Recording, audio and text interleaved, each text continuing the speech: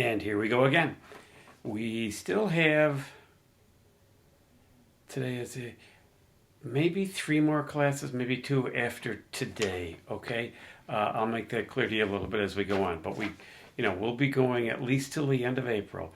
And I'll check the number of hours before next week so we know how many more we have to do. Now, we're only doing one lesson this week, or one activity.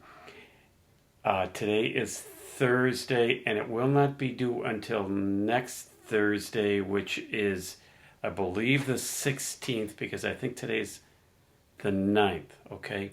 Let me take a look here. Today's the 9th, so this won't be due until Thursday the 16th. However, this is a significant assignment. It's going to take you a good deal of time to do, although it's a fun assignment, okay? And since it really is a whole week's worth of stuff in one, you better plan on really doing a good job on your essay, okay? Now, grab yourself a piece of paper and a pen. So stop this right now so you can grab a piece of paper and a pen, and I will want you to write some stuff down, okay? So go do that, okay? Grab something to write with and a piece of paper. Okay, so here we go.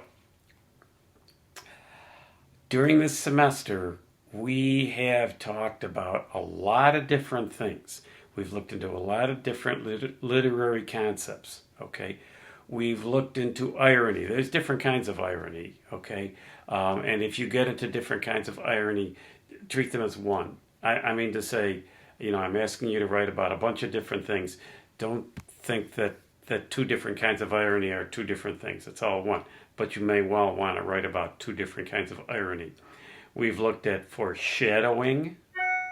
We've looked at character development. So write each of these down. Irony, foreshadowing, character development, narration, plot,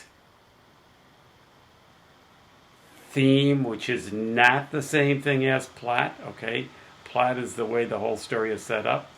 Theme is the reason for the story, okay? Setting, and there are a lot of aspects in setting which you demonstrated when you did your classes on to build a fire, right? And we've talked about tone. And then we just spent a lot of time talking about symbolism, okay? So there's a bunch of different things, and I'm going to want you to investigate each of those. And here's where I want you to investigate them. I want each of you to view the film The Dark Knight, okay? This is the one made in 2008. Christian Bale plays Batman. I don't care how many times you've watched it before.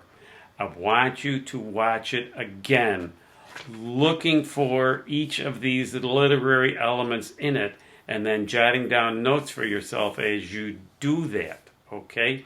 So your assignment for this week, well, part of your assignment is going to be to rewatch The Dark Knight, because I assume most of you have seen it before. Probably all of you have seen it before. But watch it again. But as you watch it, look for each of these literary elements that I just mentioned to you and that I asked you to write down, okay?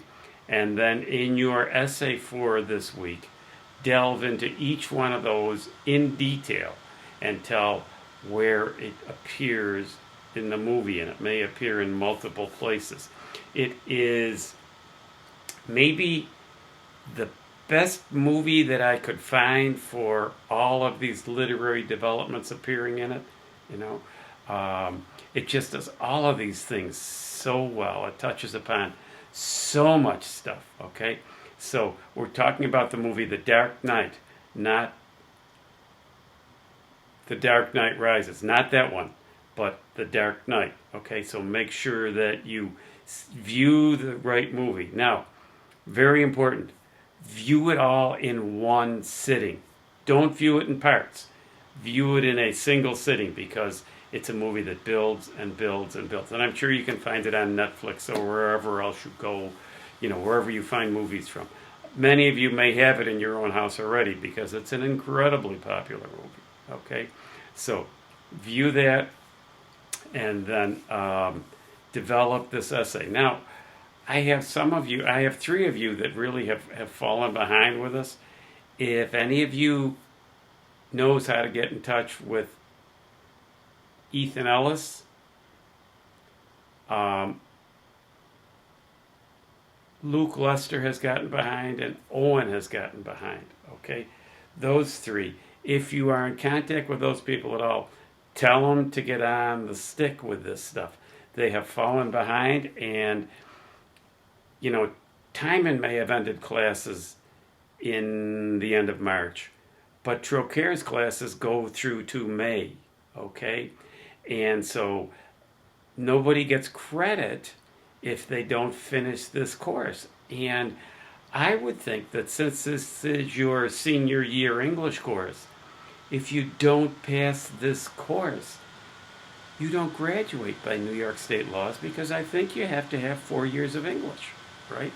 So if you have any way to get in touch with Ethan or Luke or Owen, get in touch with them and tell them to get on the stick, okay? Because I'm concerned. Okay, now, so watch the movie in one sitting. Jot notes for yourself as you watch it. Don't be playing on your iPad while you're watching it. Don't be emailing somebody while you're watching it.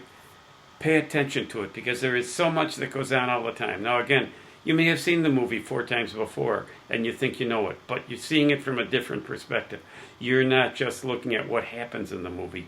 You're looking at all of these literary elements as they appear in the movie, okay? So, have fun with it, don't wait until Wednesday night to do it. This isn't due till next Thursday, but don't wait until Wednesday night to watch the movie, because this thing is going to take you some time to write also, okay? Have a wonderful Easter. We just talked about Goodman Brown, where we talked, where we went into so much of self-examination and what Holy Thursday, Good Friday, Holy Saturday, Easter Sunday are all about. Goodman Brown causes us to delve into those matters of personal guilt. Okay, well, this is the time to give them some thought. And then Sunday, obviously, is the day of resurrection, the day of rejoicing, the day of moving beyond. Okay, so anyway, enjoy this film, and I'll get stuff down on the lesson for you. Have a good Easter.